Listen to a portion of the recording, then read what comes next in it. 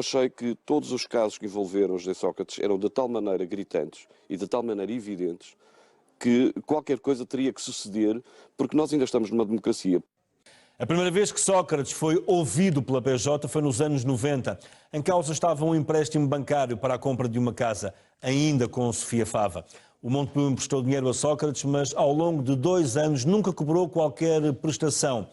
A anomalia foi detectada quase por acaso, por causa de uma investigação a um gerente de uma dependência do banco. Sócrates foi ouvido pela PJ, mas após o desencadear da investigação, o empréstimo todo foi liquidado de uma só vez.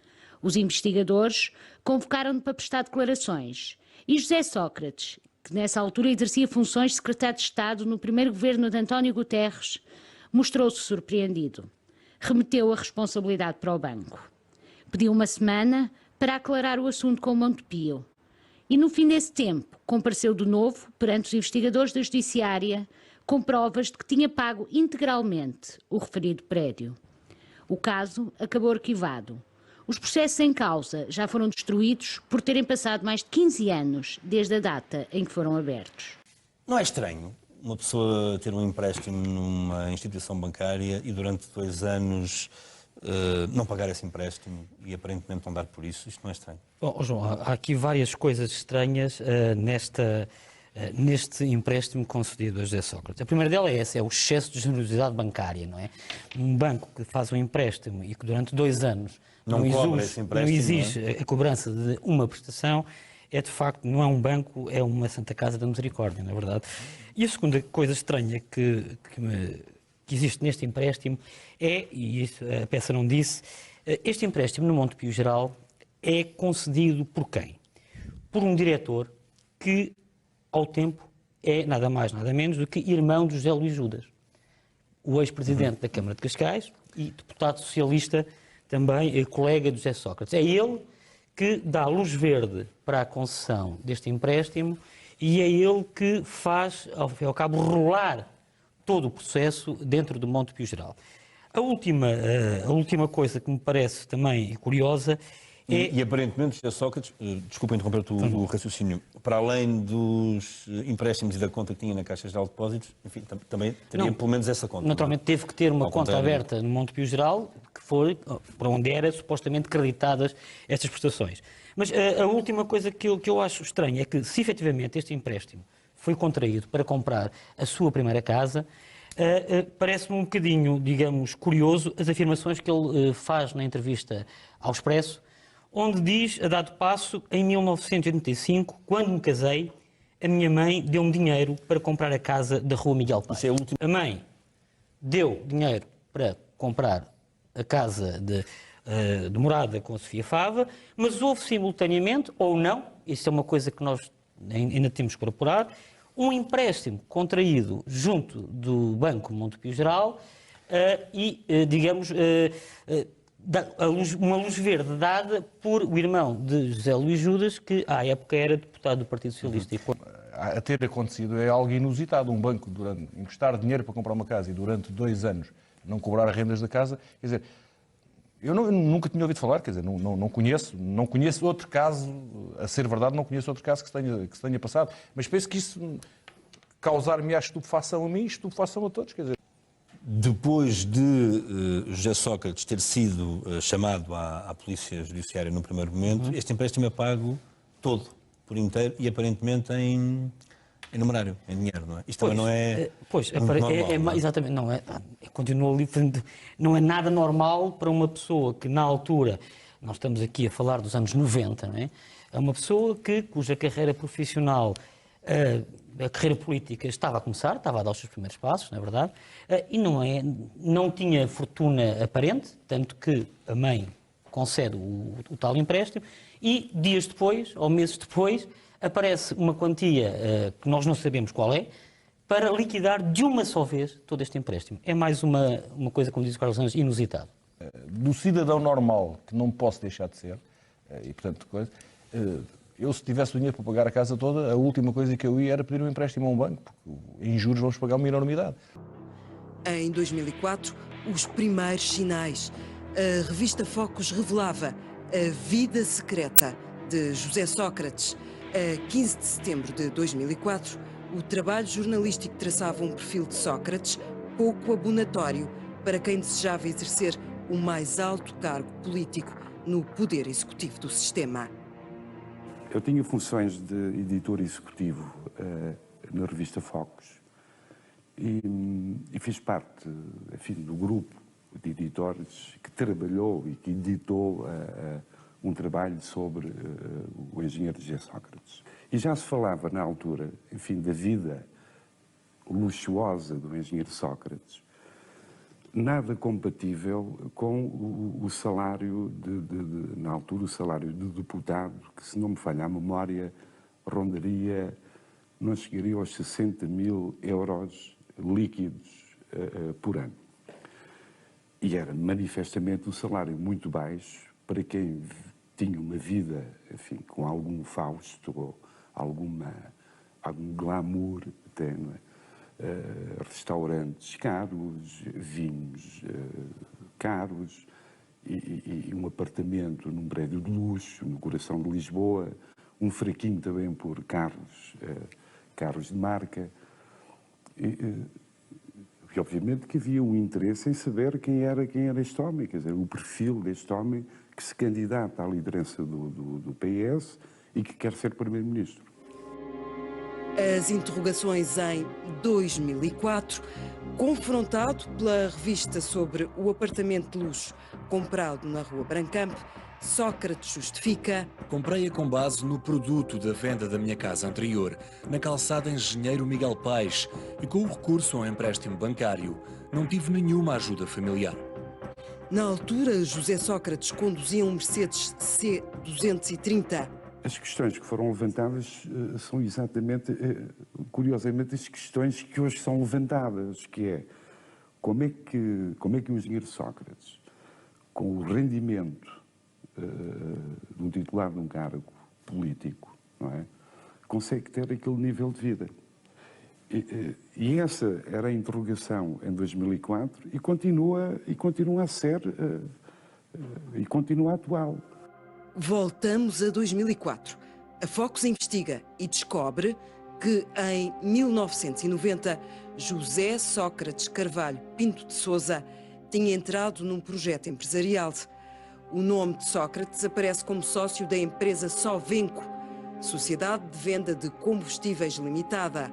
Sócrates tinha 32 anos quando entra para a sociedade com uma cota de 150 contos. Com o mesmo investimento, entra também Armando Vara. A 24 de outubro de 1990, Sócrates aumenta a participação na empresa, passa a investir 400 contos, a par com Armando Vara. Curiosamente, em 2004, na sua biografia colocada no site da candidatura, o engenheiro omite este facto. Sócrates não conta aos militantes do PS esta aventura empresarial. No texto, salta de 1987, ano em que é eleito deputado, para 1991, ano em que sobe a um lugar no Secretariado Nacional do PS. A Focus perguntou a Sócrates se tinha sido sócio da empresa Sovenco. Num primeiro momento, o engenheiro responde: como é que é? Sovenco? Estou a ouvir falar disso pela primeira vez. Sovenco? Desculpe, acho isso completamente ridículo. Isso é falso. Nunca fui sócio de nenhuma empresa. Sovenco? Passam 30 minutos. O telefone toca. Era José Sócrates, que afinal tinha tido uma falha de memória. Eu fui apenas um sócio capitalista que entrou com algum dinheiro. Há bocado não me lembrei. Ao fim de uns meses, o Vara deixou de ter confiança nos outros sócios e saímos. Já nem me lembrava. E o que é facto é que havia os registros comerciais, que estava lá o nome do engenheiro José Sócrates, como um dos sócios da empresa, um segundo registro em que há um aumento de capital que o Sócrates acompanha, quer dizer, e um terceiro registro em que sai da empresa. Quer dizer, ele tem, além da constituição da empresa, o aumento do capital social e a liquidação da empresa, digamos assim, ele participou em três atos notariais do qual não se lembrava. Bom, e passado aí uma meia hora, é ele que liga para a revista e diz qualquer coisa como isto, a citar de memória. Afinal estive a pensar, esse nome Sovenco esteve aqui a bailar-me na cabeça e sim, recordo-me que fui sócio dessa empresa e tal. Portanto, já então este jogo habitual do engenheiro Sócrates, de não se lembrar, de utilizar várias justificações para a mesmíssima coisa, voltar afinal a lembrar-se, depois não é assim, é quase assim. Mas neste jogo do esquecimento, a CMTV não tem memória curta e relembra o que ficou escrito na Focus. A Sovenco tinha, além de Sócrates e Vara, outros 3 sócios: Virgílio Sobral de Sousa, António Manuel Simões Costa e Rui do Nascimento Rabassa Vieira. Virgílio de Sousa era à data vereador da Câmara Municipal da Amadora, depois foi Armando Vara a subir ao cargo de vereador na mesma Câmara em 1993. Virgílio de Sousa, o sócio, acabou em tribunal por causa de um caso de corrupção no Centro de Exames de Condução de Tábua. No processo, Virgílio de Sousa, um dos sócios de Sócrates, foi considerado pelo juiz o arquiteto do sistema de corrupção que existia no Centro de Exames. O antigo sócio de Sócrates foi condenado a 4 anos de prisão efetiva.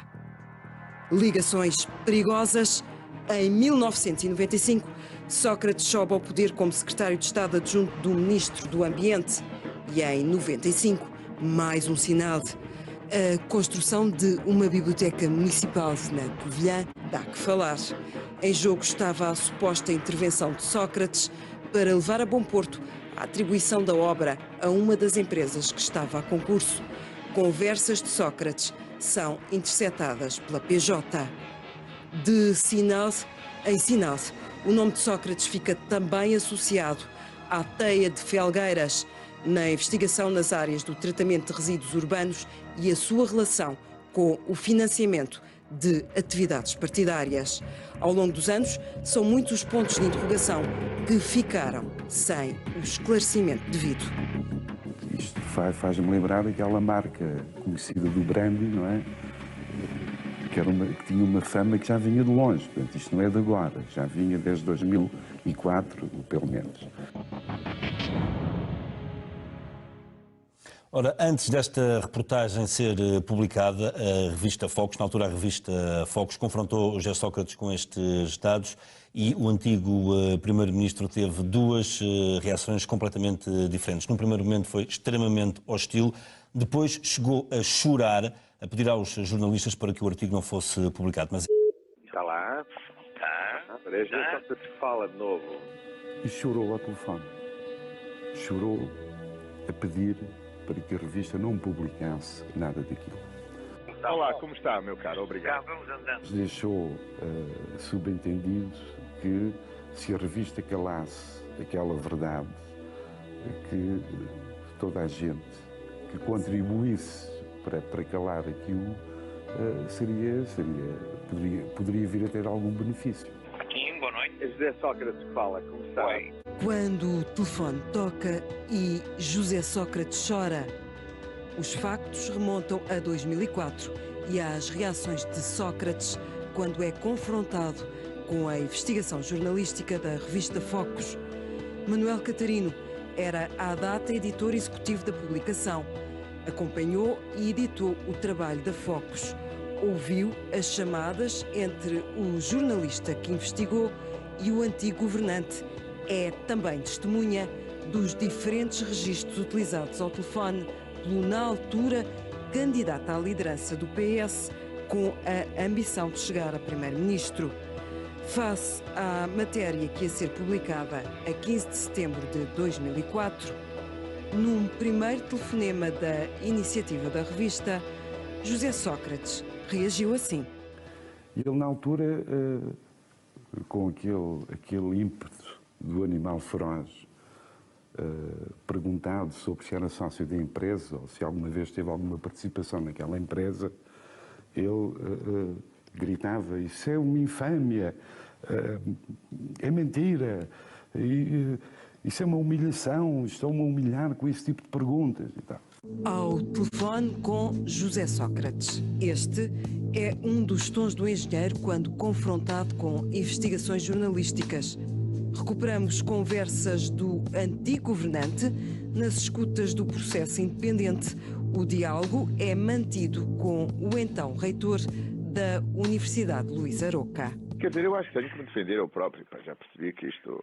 Tenho que defender eu próprio e tenho que denunciar a campanha. Claro. Mais a campanha negra que me fizeram, não é? Você queria alguma coisa mais ou era só... Não, era só o seguinte. O Sr. Reitor importa-se de falar com um jornalista do Correio da Manhã também para lhe fazer dar aquela explicação sobre Não me importa nada. A falta de notas e tal. Podemos dar o seu telemóvel? Pode, com certeza. Muito obrigado, Sr. Reitor. Está bem? Muito amável. Obrigado. Muito obrigado a Deus. O que é espantoso neste país é que se dê expressão a um boato, ao rumor, à campanha suja, a coberto do anonimato, e que se pretenda transformar essa campanha numa... ou que se transforme isso numa insinuação maldosa com o único objetivo de ferir, de atacar pessoalmente. Isto pensávamos que já não existisse, não é? Isto é uma campanha que fundamentalmente se passa ao nível próprio desses répteis, ao nível da blogosfera e do anonimato e da ordinarice, mas à qual eu tenho reagido com superioridade e com indiferença, que acho que é a única atitude para com esta canalha. Descertos de Quando o Telefone Toca, entre o gabinete do ex-primeiro-ministro e o reitor da Independente, para um tom diferente. No que toca a chamadas para a revista Focos, se nos primeiros telefonemas trocados falava o animal feroz, já de madrugada, no último telefonema realizado por José Sócrates, a conversa mudou de figura. Esclarecidas as perguntas que os jornalistas da Focos queriam ver respondidas,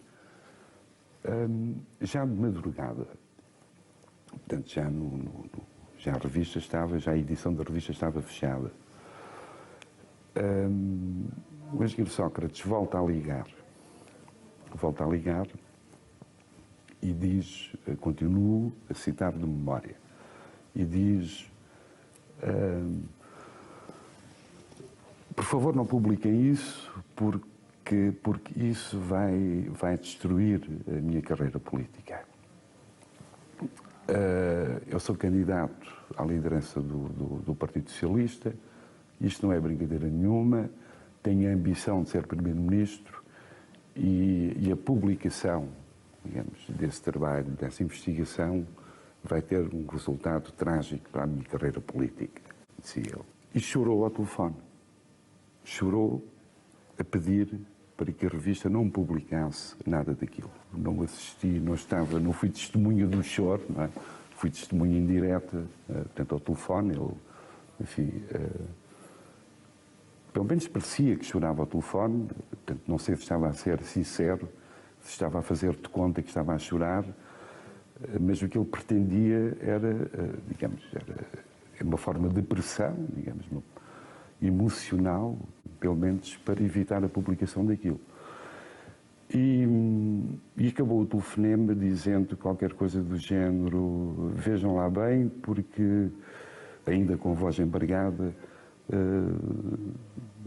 insisto em que não publiquem isso, porque só teríamos todos a ganhar, eu, a revista, vós próprios, etc. Quer dizer, já tenho a suficiente experiência e pele dura para lidar com esta gente ignóbil. Mas isto é uma vida de cão. Pela palavra, Rui Costa Pinto, autor da biografia não autorizada de José Sócrates. Há muito tempo, e em 99, quando se faz a primeira notícia sobre a Cova da Beira, no Independente, de facto eu tive como missão, e é isso que eu conto no livro, de fazer o contraditório, de lhe explicar que havia um documento da Polícia Judiciária com um detalhe muito grande, e lembro-me perfeitamente, e conto isso no livro, que a primeira reação dele era perguntar-me, dizia-me: e tu acreditas? E tal. estava a explicar que não era uma questão de acreditar, era uma questão de fazer o contraditório. E então, enfim, começa a berraria e tal, que terminou muito rapidamente, porque não consigo falar com as pessoas aos berros. E, enfim, mas nessa berraria, que tipos de argumentos é que eram utilizados? Nenhuns, porque os argumentos são sempre o assassinato político, portanto, que isso é tudo mentira. A infâmia e tal.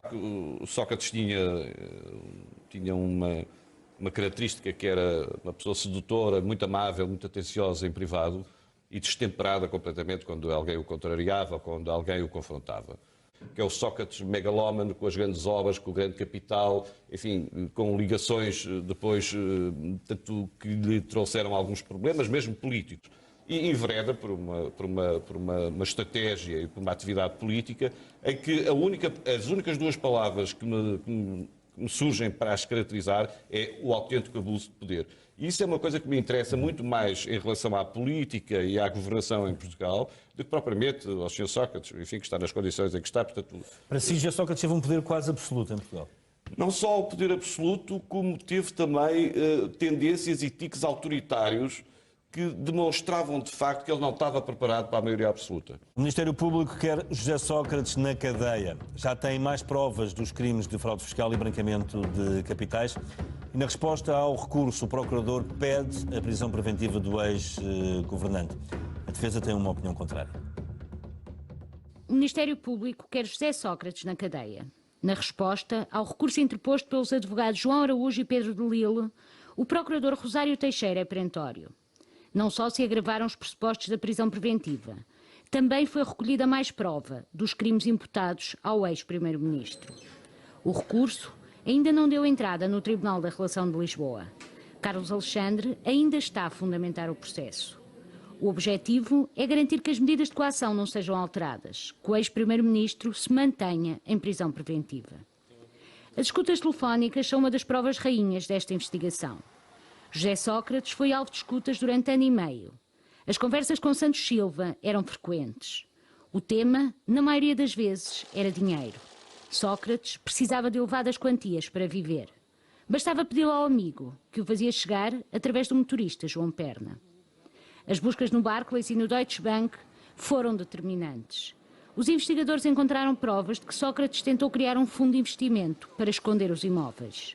O objetivo era blindar o património, evitar que o Ministério Público encontrasse o rastro de milhões.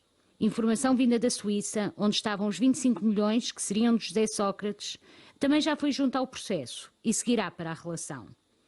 Tudo para dar mais força aos indícios que em novembro passado foram apresentados ao ex-primeiro-ministro e que determinaram a sua prisão preventiva. Releva-se aqui importante notar a origem dos fundos detectados na Suíça, já indiciada e reconhecida como tendo origem em sociedades do Grupo Lena, largamente beneficiária de contratos de adjudicação realizados no tempo do exercício de funções como primeiro-ministro de José Pinto de Sousa, permanecendo o arguido Carlos Silva ligado a tal núcleo empresarial.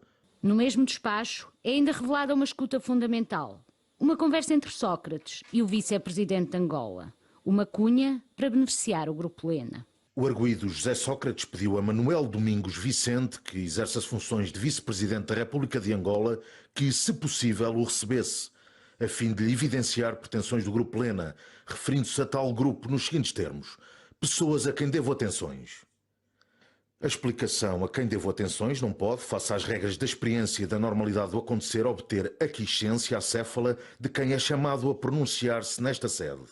É um facto que a investigação ainda não está concluída e que a cooperação internacional é um substrato fundamental nesta sede. Mas dizer-se que não há quaisquer indícios da prática de crimes de corrupção é um passo gigantesco. Outra questão levantada pela defesa.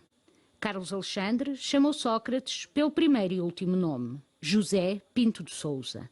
Araújo diz que foi violado o direito à personalidade.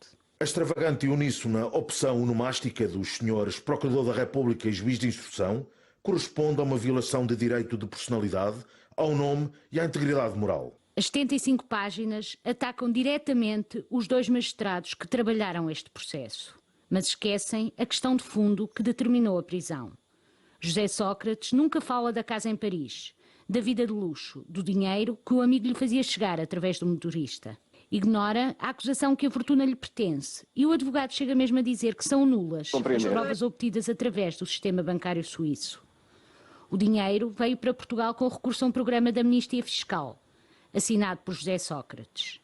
Diz agora o ex-primeiro-ministro que este programa amnistiava também os crimes anteriores e que, por isso, não o podem perseguir criminalmente. A própria fraude fiscal também se pode aplicar depois o crime de branqueamento de capitais, que é o crime mais grave, cuja pena vai até 12 anos.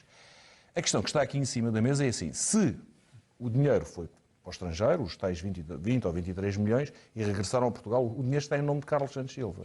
E o RERT aplica-se a Carlos Santos Silva. Exatamente. Ou seja, Carlos Santos Silva, quando veio, e foi uma lei, das leis mais...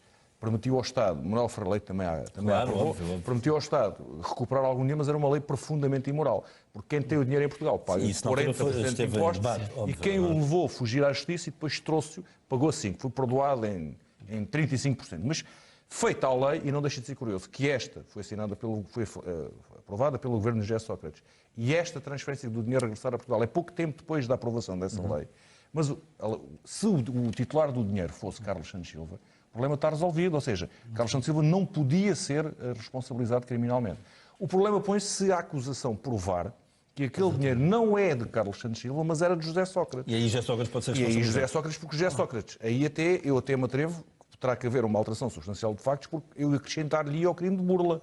Porque José Sócrates arranjou um testa de ferro para o dinheiro, para levar o dinheiro para fora de Portugal e para o fazer regressar a Portugal encoberto noutro nome. Ou seja, aquilo que a defesa diz faz todo o sentido, sendo o dinheiro de Carlos Santos Silva. Se não for, acabou-se, porque então aí ele até tinha que pagar os impostos devidos, porque o RERT não se lhe aplicava a ele. E a questão aqui é sabermos se aquele dinheiro é ou não, e aí parece-me que é fácil. Aí é fácil, tendo em conta, eu não sei se é ou não. Agora, se é verdade nas escutas que José Sócrates dá ordens para mover o dinheiro, compra-me 15 mil euros de livros, faz-me obras no apartamento, escolhe quem é que vai escolher os azulejos e quem é que vai fazer o... Ou seja, e se daquela conta Carlos Santos Silva nunca tirou um centavo ou um euro, o dinheiro foi todo tirado para o próximo, por José Sócrates, é fácil, por algumas questões, ver de quem é que é o titular do dinheiro. Claro. Agora, senhores, nós temos um minuto se para o terminar dinheiro aqui for dele, claramente se lhe aplicar o crime de fraude fiscal agravada e depois por tabela o branqueamento, porque ele tentou esconder o dinheiro. Nós temos um minuto.